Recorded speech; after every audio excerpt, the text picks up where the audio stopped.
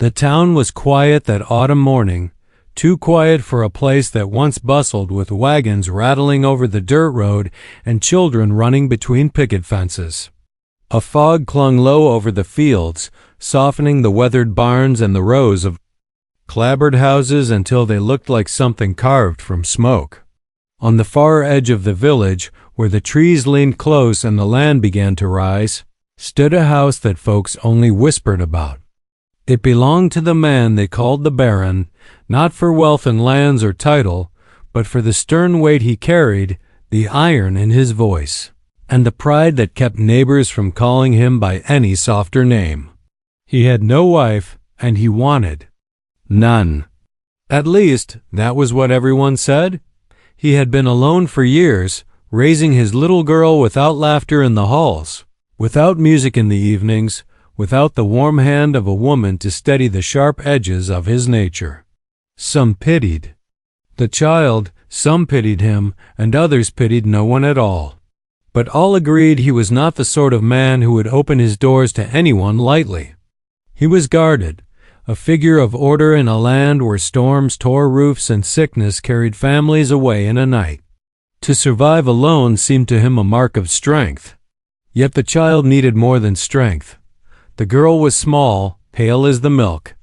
Cows kept by the neighbors, with eyes that seemed too solemn for her age. She rarely smiled, though she clutched her father's hand with a fierce loyalty only a daughter can hold. And it was for her sake, and her sake alone, that the Baron did what no one thought he would ever do. He hired help. Not a servant from the city, nor one of the unmarried women eager to step into his household with hopes of a ring, but a widow. She came on a gray morning, wrapped in a shawl that had seen better days, carrying a basket of bread she had baked herself. Her voice was steady but warm when she spoke, and her hands, though work-worn, moved with a gentleness that could calm a frightened child. She was not young, nor dressed in finery, but there was something in her presence that made the air shift. As if the old house had drawn a breath it had been holding, the village had its doubts. Why a widow? Why her? Some whispered that the Baron wanted no woman near him, and so chose one who had already been through marriage, one who might not expect more than the work of feeding his girl.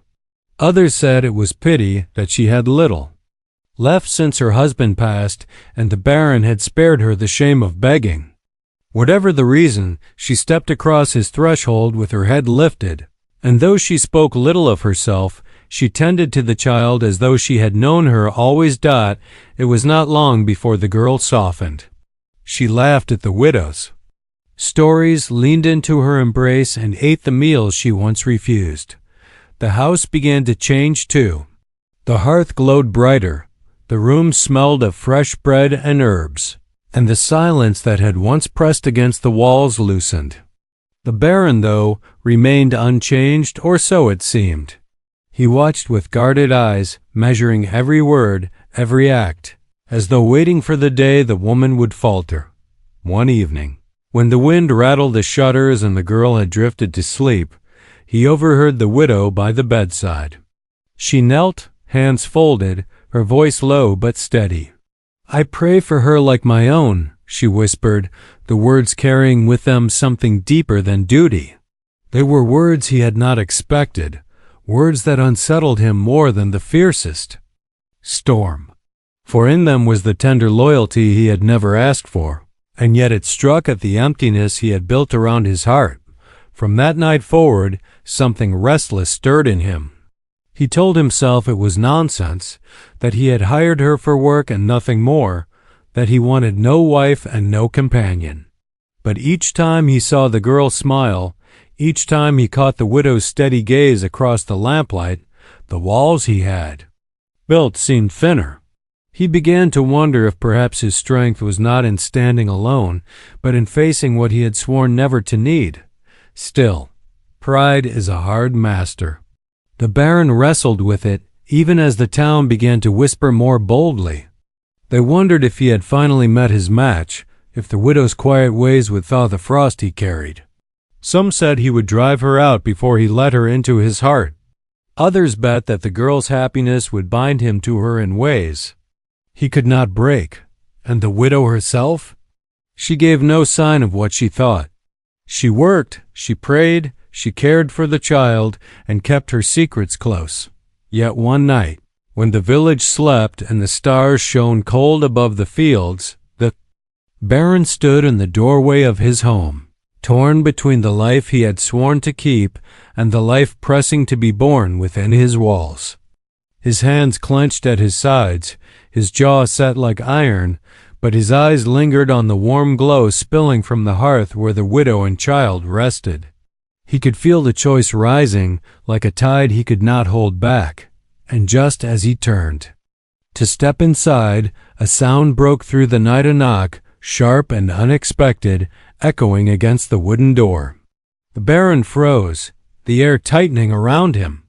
Who would come at such an hour, and what news would they bring? The widow stirred. The girl whimpered in her sleep, and the Baron's hand hovered over the latch. Whatever waited on the other side would change everything, but whether for salvation or ruin, he could not yet tell. The knock sounded again, louder this time, carrying through the wooden frame of the old house. The Baron's hand hovered at the latch as though the iron handle burned. For a long breath he didn't move, torn between shutting out the world and facing whatever waited outside.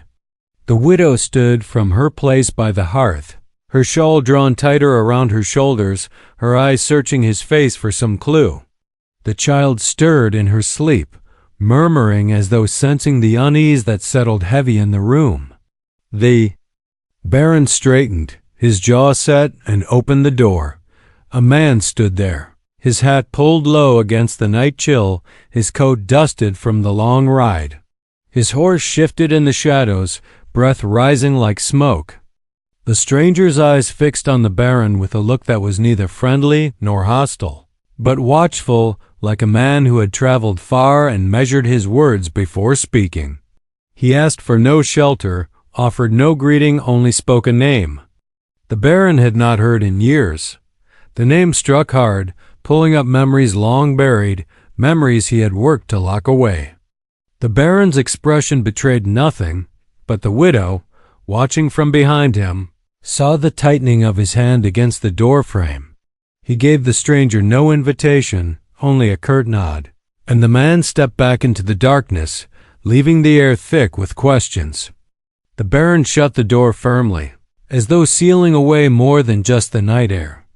The widow said nothing, though she saw the storm brewing in his silence. She bent again to check the child's quilt, though her thoughts lingered on the shadow that had passed across the Baron's face. It was not fear she had seen in him, but something close to it, something heavy and unfinished. She wondered what past had come knocking at his door, and why he had chosen to keep it hidden. Days passed, and though the house seemed unchanged, a current of unease lingered. The Baron spoke little, but he watched the road more often now, his gaze turning sharply to every traveler passing the village. The widow noticed the way his hand lingered on the rifle above the mantel, the way he listened for footsteps long after dark. She told herself it was not her place to ask, and yet the child's safety bound her thoughts. Whatever danger lay in the Baron's past, it seemed closer now than ever. The villagers noticed, too. They whispered in the tavern and at the mill that someone had come calling. They guessed at debts, at grudges, at secrets left unsettled. Some claimed the Baron had once fought in disputes that split families and land. Others said he had turned men away in their hour of need, and now those wrongs were returning to his door. Few knew the truth, but all knew this. The Baron had lived apart for a reason, and the reason might now be catching up to him. Meanwhile, the widow continued her work, steady as the ticking of the clock on the shelf. She cooked and cleaned, tended to the child, and prayed in the quiet hours when the world slept. But even in her prayers she could not shake the feeling that the house was holding its breath, waiting for something to break. The girl clung to her more closely now, as though she sensed the tension in her father's step. When the Baron looked at them across the lamplight, his eyes softened, but beneath that softness was the weight of a man bracing against the storm. It was on a Sunday morning, after church bells had faded across the hills, that the widow heard the first murmur of what the villagers believed. She had lingered outside with the child when two women passed, speaking low but not low enough. They said the Baron had enemies still, men who had lost more than coin to his judgment, men who had not forgotten. They wondered aloud if the widow knew what kind of house she had stepped into. The widow held her head high and said nothing, but the words clung to her as she walked the dirt path back to the house. That evening, while preparing supper, she found the courage to ask. She did not press with accusation, only spoke softly as the fire cracked. "The man who came to the door," she said. "He carried more than travel in his eyes. Will it bring danger here?" The Baron's spoon paused in the stew pot, and for a moment she thought he would not answer. Then he said only, "What comes is mine to bear, not yours." His voice carried no room for questions, yet she heard what was left unsaid, that he could not keep the past away forever. The widow turned back to her work, but her thoughts tangled. She wondered if she had been foolish to step into this house, if her care for the child would draw her into troubles that belonged to no one but the Baron. Yet when she looked upon the girl's face, peaceful in sleep, she knew she could not walk away. Whatever storm came, she would stand through it for the sake of the child. Weeks passed, and autumn deepened into frost. The fields grew bare, and the sky held the steel gray of early winter. Travelers still passed the village, but none lingered. As that first man had, still, the Baron's unease grew. He spent long hours outside, walking the boundary of his land, watching the woods as though expecting shadows to move. The widow watched him from the window, her heart torn between trust and doubt. One night she awoke to the sound of voices outside, low, urgent, carried by the wind. She rose quietly, careful not to wake the child, and stepped to the window. There in the moonlight she saw the Baron speaking to two figures near the barn. Their faces were hidden by hats, but their gestures were sharp, their words quick. She could not make out what was said, but she saw the Baron's hand tighten at his side, saw the way the men leaned close as if pressing demands. At last the men turned, mounted their horses, and rode into the night. The Baron lingered there alone, shoulders heavy, before returning to the house. He said nothing of it come morning. The widow said nothing too, though her silence was heavy with questions. She baked bread, swept the floors, and cared for the girl, all while wondering what bargain or threat had passed between those men. She prayed harder that day, her words carrying both fear and hope, though she told no one of what she had seen. The child, untouched by the weight of adult fears, grew brighter still under the widow's care. She began to hum songs as she played, songs the widow remembered from her own youth. The sound filled the house with something it had long lacked, a softness the Baron could not ignore. Sometimes he lingered at the doorway, watching them together, his stern face caught between longing and resistance. The widow saw it too, though she pretended not to doubt the tension in the house was a strange one. On one hand, it felt more alive than it had in years, warmed by the laughter of a child and the quiet devotion of a woman who asked for nothing. On the other, it felt like a trap ready to spring, each knock at the door or shadow across the field. A reminder that the past was not buried. The Baron was torn between letting the widow's presence soften him and holding tighter to the armor that had carried him this far. As winter pressed closer, the village prepared for the long cold months ahead. Fires burned brighter, pantries were stocked, and roofs patched against snow. But in the Baron's house, preparation was more than food and wood.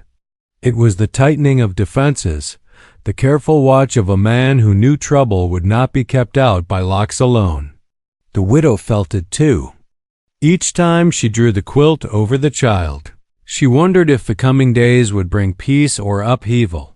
One night, as snowflakes drifted past the window, the Baron spoke more than he had in weeks. His voice was low, roughened by weight he could no longer carry alone.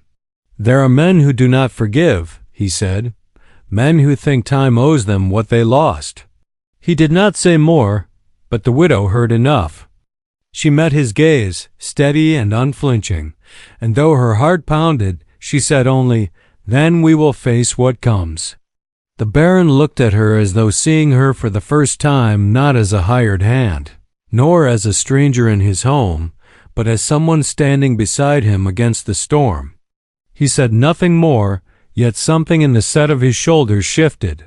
Still, the shadows outside did not retreat, and the sound of hooves carried often on the night wind. And then, on the eve of the first snowfall, another knock came at the fade door, this time louder, sharper, carrying with it the certainty that what had been creeping closer was finally here. The Baron's hand moved once more to the latch, the widow drawing the child close, and the house braced for what would cross the threshold. The knock echoed through the house like the toll of a bell. Snow swirled outside, carried by a wind that rattled the shutters and pressed cold fingers through the cracks in the old wood.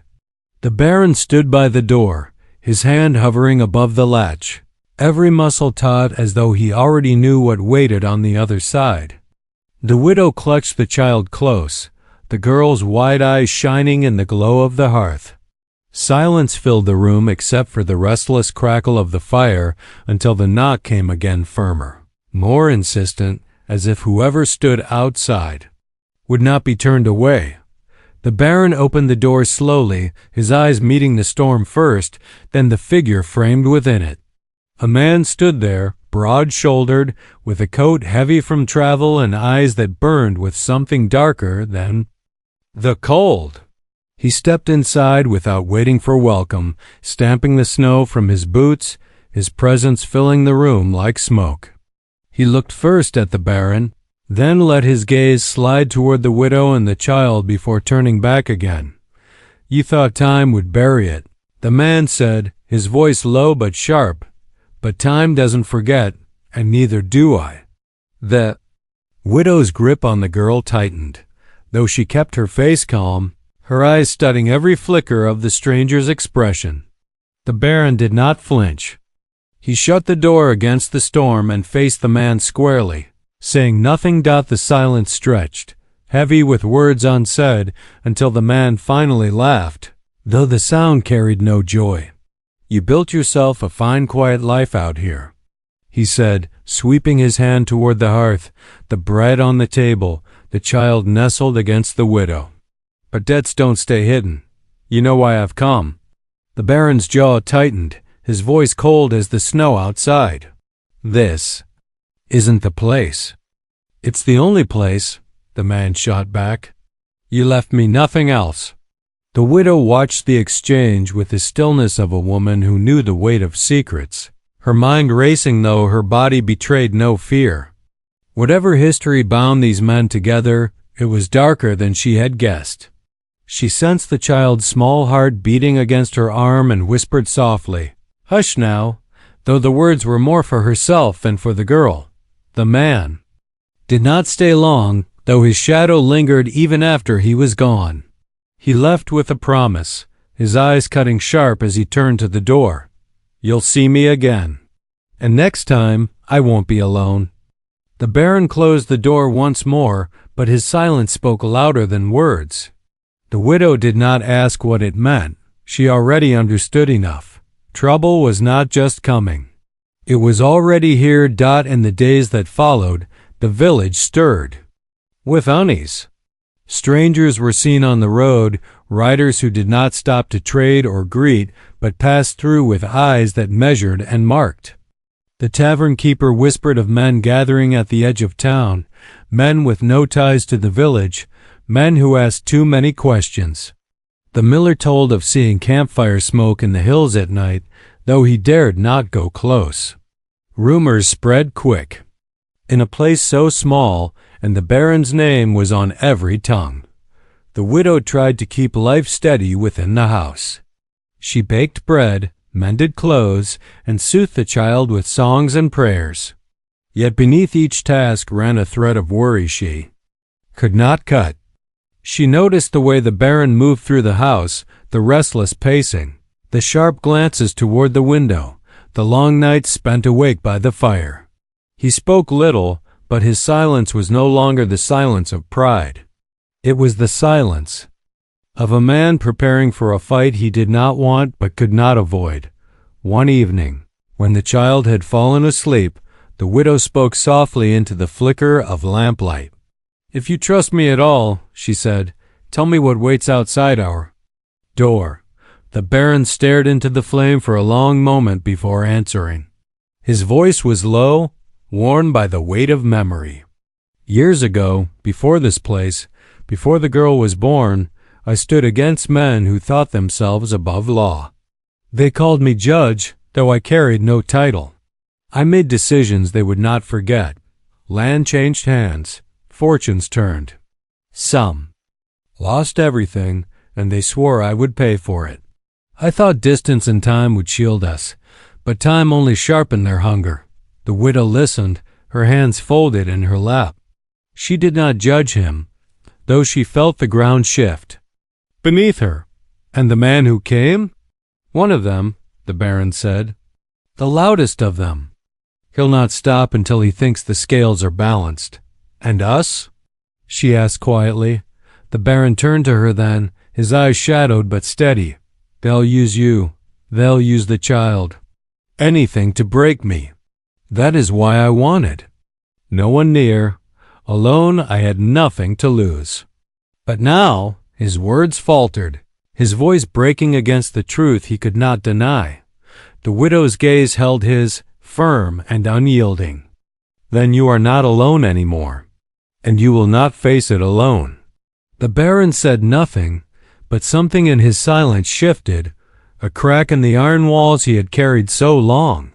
Still, resolve did not mean safety. The conflict spilled beyond the house as winter deepened. The villagers grew uneasy, torn between loyalty to one of their own and fear of the strangers gathering near. Some warned the Baron quietly, bringing word of riders seen on back roads, of questions asked at the mill. Others muttered that he had brought this danger upon himself, that his old quarrel should not endanger the village now. The tavern filled with whispers, and though no one dared confront him openly, the weight of suspicion pressed in from all sides. For the widow, the days grew longer, each moment shadowed by the sense that every sound outside could mean trouble. She found herself listening for hoofbeats, watching the road for unfamiliar faces. She prayed more often, her words whispered as she kneaded dough or rocked the child to sleep. But her prayers carried not only fear, they carried defiance, the kind of strength born of loss that had already marked her life. The child, though young, sensed more than anyone guessed. She clung to her father with a quiet determination, her small hand finding his whenever he returned from his walks along the boundary. She asked no questions, though her wide eyes watched him with the trust of one who believes a father can keep all harm away. It was that trust, more than anything, that weighed on the Baron's shoulders. One night, the widow awoke again to voices outside. This time, she did not stay at the window. She stepped to the door and listened, the cold air seeping through the wood. She heard the Baron's voice, low but firm, and another voice, harsh and pressing. She could not make out the words, only the rising heat of an argument that ended in silence and the fading sound of boots crunching through snow. When the Baron came in, she met his eyes, and though he said nothing, she saw the truth. The storm was moving closer. The widow's mind turned to questions she dared not voice. How far would these men go? How many would come? And what would it cost to keep the child safe? She thought of leaving, of taking the girl far away, but the thought of the road cold, dangerous, with riders already searching, was no safer than the house. She chose instead to stand with the Baron, though her heart trembled with the weight of it. As days passed into nights and snow deepened across the fields, the village seemed caught between dread and waiting. The Baron worked quietly, reinforcing doors, checking the rifles, preparing as though war would soon come to his doorstep. The widow watched him, torn between fear and admiration. She had never asked to be drawn into such conflict, yet here she was, bound by the child she prayed for like her own, bound by the house that had become more than work, bound by a man she had once thought unreachable. But still the question remained, when? The men returned. What would they demand, and what would the Baron give? The answer hung in the air like the weight of snow-laden branches, waiting for the moment they would snap. And so the nights stretched on, each one colder than the last, each one edged with the knowledge that the next knock at the door might not be a warning, but the beginning of the reckoning that had been building for years. The storm outside grew heavier as winter pressed into its deepest weeks. Snow lay thick across the fields, softening the world into silence, but inside the Baron's house the air was tight with waiting. Each sound carried meaning: the creak of the timbers, the snap of the fire, the faint rumble of horses on the distant road. The widow felt it in her chest like a second heartbeat, every moment a question of when the knock would return. The child, though sheltered from the words spoken in hushed voices, sensed the unease. She clung more closely to the widow, asking, often to be held, her wide eyes fixed on the windows as though she too expected someone to appear. The Baron rarely spoke now, his silence sharpening as the days shortened. He spent hours outside, his boots leaving deep prints in the snow along the boundary of his land. Sometimes he carried the rifle across his shoulder, other times only his heavy coat, but always his eyes scanned the tree line. The widow watched him from the window, torn between fear of what he was guarding against and admiration for the quiet strength he carried. Yet she knew strength could not stop what was already moving toward them. One evening, word came from the village. A farmer arrived at the door, his breath quick with the cold and his face lined with worry. He spoke of riders seen in the woods beyond the creek, men who carried no tools of work but wore pistols at their sides. "They've been asking questions," the farmer said, glancing uneasily toward the child. "Not about trade. About you." His eyes flicked to the Baron, then dropped quickly. "I thought you should know." The Baron thanked him with a nod, but the man left quickly, as though staying longer would bring trouble to his own home. The widow closed the door behind him and looked at the Baron with steady eyes. "It's closer now," she said quietly. He gave no answer, only turned back to the fire, his face unreadable. That night, the widow found herself unable to sleep. She rose from her bed, the child warm beside her, and walked softly into the main room. The fire burned low, casting long shadows across the floor. The Baron sat in his chair, the rifle resting across his knees, his gaze fixed on the flames. He did not look at her when he spoke. "I should have sent you away," he said. "Both of you."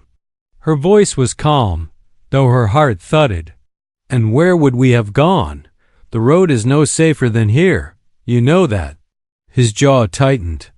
"Better the road than what waits for us here." She stepped closer, her hands folded against her shawl.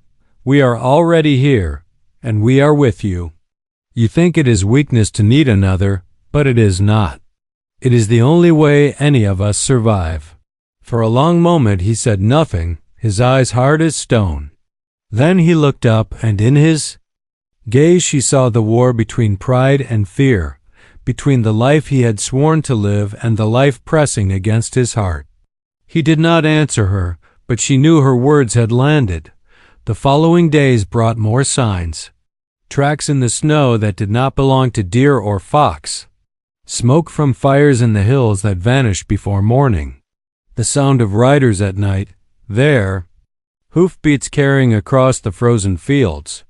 Each sign was a tightening rope, drawing them closer to the inevitable.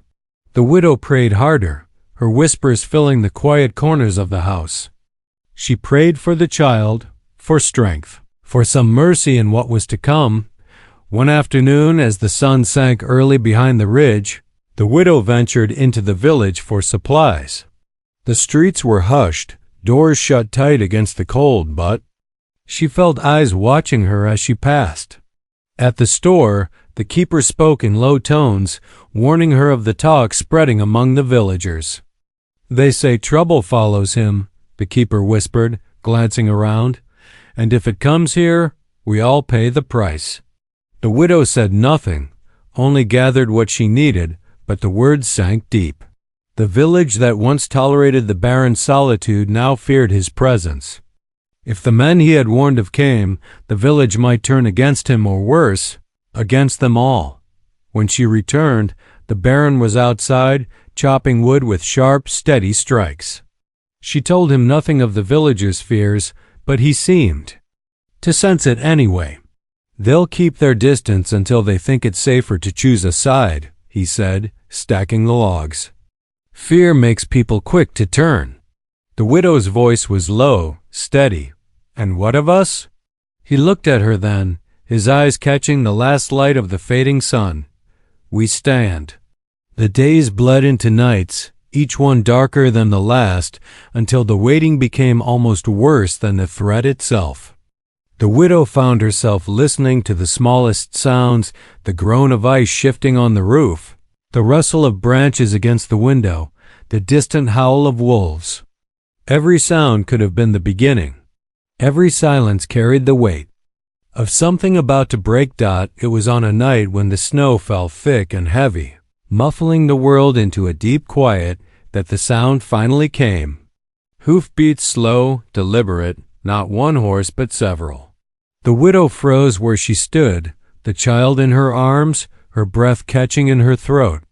The Baron rose from his chair, rifle in hand, and stepped to the window. His face was grim, his eyes steady. "They've come." The widow's heart pounded as she set the child down gently, whispering for her to stay quiet. The little girl clutched her blanket, her eyes wide but silent, sensing the gravity of the moment. The Baron moved to the door, his every step deliberate, his presence filling the room with a quiet resolve. The widow followed, not to stop him, but to stand near, her hands clasped tightly though her body trembled. The hoofbeats drew closer, stopping just beyond the fence. Through the frost of the window, she could see the shapes of men on horseback, their outlines dark against the snow. They did not call out, did not knock, but waited there, their silence heavier than words. The Baron opened the door, stepping into the cold. The widow remained just inside, her eyes fixed on him, her hand resting on the child's shoulder. The men on horseback shifted, their horses snorting clouds of steam into the frozen night. The leader dismounted slowly, his boots crunching in the snow. It was the same man who had come before, his face shadowed beneath his hat, his presence carrying the weight of unfinished reckoning. "You thought you could keep it buried," the man said, his voice carrying across the quiet. "But here we are, and tonight it ends." The Baron stood tall, the rifle steady in his grip, though he had not yet raised it. His voice was calm, iron beneath the frost. "If it ends tonight, it ends on my land, but you will not touch what is mine." The widow felt her breath catch at those words, the claim not only for his land, but for the child, for her, for the cowl, fragile life they had built inside those walls. The men shifted restlessly, their horses stamping, their eyes watching with a hunger for conflict. The silence that followed was unbearable, stretched so thin it seemed the air itself would shatter. The widow held the child close, her heart thundering, her eyes fixed on the scene unfolding in the snow. The Baron's figure stood alone against the dark shapes of the men, the storm of years past rising to its edge, and as the wind howled across the field, carrying with it the weight of all that had been left unsaid, The leader of the riders stepped closer, his hand brushing the pistol at his side. The moment hung sharp, suspended between peace and violence, and the widow knew the next breath would carry them all into the heart of the reckoning that had been waiting so long. The snowstorm seemed to hold its breath. The Baron stood tall the glow spilling from the doorway behind him, the rifle steady at his side, his breath rising like smoke against the winter dark. The riders shifted on their horses, waiting for the signal, and the widow clutched the child close, her heart pounding in her chest. The leader of the men stepped forward, the crunch of his boots on frozen ground breaking the silence that had stretched so thin it was ready to snap. His hand hovered over the pistol at his hip, his eyes locked with the Baron's. The air between them carried years of unfinished business, of debts and grudges born out of choices no one could undo. The Baron's voice was calm but unyielding when it finally broke the silence. I gave my judgment once. It was fair, though you did not see it so. But this is no court, and there is no justice here, only vengeance. And I tell you now, whatever you came for, you will not find it in this house. The man's lip curled, but something in the Baron's words unsettled him. The riders behind shifted, impatient, but they did not yet draw their weapons. The widow stepped forward just enough to be seen, the child's small face half hidden in her skirts. Her presence shifted the air in a way words could not. It was not defiance in her eyes, but unshaken steadiness, the quiet strength of one who had already carried loss and refused to yield another inch. "Leave the child out of this," the widow said softly, her voice carrying like a thread of steel through the cold night. "If you came to take from him, take it from him alone. But do not lay your hand against her. She is innocent of your quarrel." For a moment the man faltered, his eyes flicking toward the girl who clung to the widow. The sight of innocence pressed against the shadow of violence seemed to stir something buried deep. He turned back to the Baron with a hard laugh, though it rang thin. "You've hidden behind others before. Behind the law, behind your judgments. You think you can hide behind them now." The Baron raised his rifle then, not in threat, but in declaration. "I hide behind no one. If you have come for me, then here I stand. But I tell you this, you'll have to kill me before you step through that door. And even then, you'll never bury what's left behind. Because what stands with me is stronger than any grudge you carry." The words cut through the air, heavier than the storm itself. The men on horseback stirred, restless, their leader weighing the risk against the satisfaction of vengeance. Snowflakes caught in his hair and melted down his face, but his eyes never left the Baron. At last he spat into the snow, his anger pulling him one way while reason tugged the other. "This isn't finished," he said at last, his voice low with frustration. "But not tonight." He turned sharply, mounting his horse in a swift motion. The others followed, though some glanced back with eyes still hungry for blood. Their hoofbeats faded into the dark until only the wind remained, whistling through the barren trees. The Baron lowered the rifle, his shoulders sagging as the weight of years seemed to press down on him all at once. The widow stepped to his side, her hand light on his arm, steadying him not with strength but with presence. The child peeked out from behind her skirts, her wide eyes still fixed on the empty road. "They'll come again," the Baron said finally, his voice quiet but certain. "Maybe." The widow answered, her tone gentle but firm. "But they did not take tonight, and tonight matters." He turned to look at her, the snow swirling between them, and for the first time in years he let the silence fall without a wall around it. He saw not just a woman hired to tend his daughter, but someone who had stood at his side when no one else would. Someone who had faced danger not with weapons, but with the kind of courage that refused to bend out. In the days that followed, the village spoke in hushed tones of the riders who had come and gone. Some said they would return when the snow melted. Others believed the Baron's stand had been enough to turn them away for good. The villagers, who once whispered suspicion, began to watch the Baron with a different eye. He was still a man set apart, but now he was also the man who had drawn a line in the snow and refused to yield it. Respect grew quietly, though it was not spoken aloud. Within the house, life began to mend itself. The child, though shaken, laughed again as the widow hummed the old songs, her small hands busy with dolls and scraps of cloth. The widow herself moved through the rooms with the same steadiness, though her eyes carried a deeper weight now, as if she knew she had chosen a path that could never turn back. And the Baron, though still silent, found himself watching the hearth more than the road, listening to the sound of laughter instead of hoofbeats. One evening, as the thaw of spring began to touch the air, the widow sat by the fire with the child, asleep in her lap. The Baron sat across from them, the rifle set aside, his gaze softer than she had ever seen. "You should have left when you had the chance," he said, his voice low. The widow met his eyes, her hand brushing the child's hair. "And if I had, who would have prayed for her as I do? Who would have stood when the storm came? No, this is where I belong, for her and for you." The Baron's eyes held hers, the unspoken walls between them finally crumbling. He did not answer in words, but the silence carried something stronger than any vow. Seasons turned, as they always do. The riders never returned, or if they did, they kept to shadows. Their fire burned out by the stand taken on that frozen night. The village slowly accepted the peace, and though the whispers never fully faded, they grew softer with time. The Baron's land was worked again, the fields tended, the home warmed by more than firewood.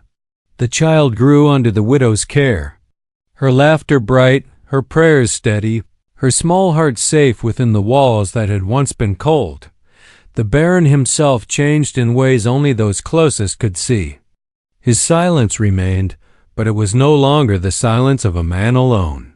It was the silence of one who had found a reason to guard, a reason to endure, a reason to let go of the past he had clung to so fiercely. In time, the widow's place and the Peda's place and the Pedans and the widows have been lost, a reason to let go of the past he had clung to so fiercely. In time, the widow's place and the Pedans to let go of the past he had clung to so fiercely. In time, the house was no longer questioned. She was no longer merely the woman hired to tend the child, but part of the family itself, her hands shaping the home as surely as her prayers had steadied it. The Baron, who once claimed he wanted no wife, found that he had gained something far deeper, a companion, not through bargain or duty, but through the simple act of standing beside him when the world pressed hardest. The years that followed carried trials of their own, as years always do. But the memory of that night, the night when snow fell heavy and riders waited in the dark, remained a marker for them all. It was the night the past had come calling, and the night they chose not to yield to it. It was the night that bound them together not by blood or law, but by something stronger, the choice to face the storm as one.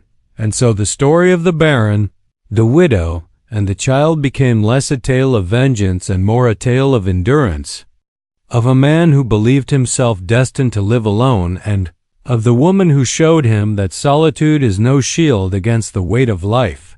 The child, who grew in the warmth of that bond, carried it forward, her own life marked by the lesson that strength is not in standing apart, but in standing together. The snow that once threatened to bury them melted into rivers that fed the fields, and the house that once stood in shadow grew bright with the sound of voices, of prayers, of laughter. And though the past was never fully erased, it became part of a story larger than its pain, a story of resilience, of hope, and of the quiet power of choosing not to stand alone.